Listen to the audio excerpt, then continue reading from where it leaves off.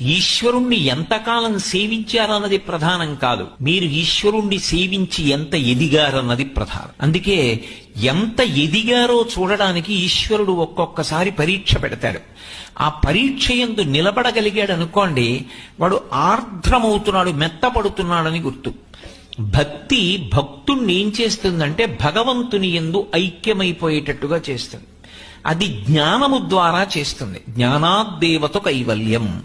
ఆ జ్ఞానము కలిగిన నాడు భగవంతుని యొక్క అనుగ్రహము చేత భగవత్ సంబంధమైన జ్ఞానము కలుగుతుంది.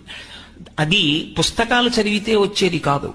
ఉపాసనయందు నిలబడగా నిలబడగా నిలబడగా ఈశ్వరుణ్ణి సేవించగా సేవించగా సేవించగా ఆయన అనుగ్రహం కలుగుతుంది.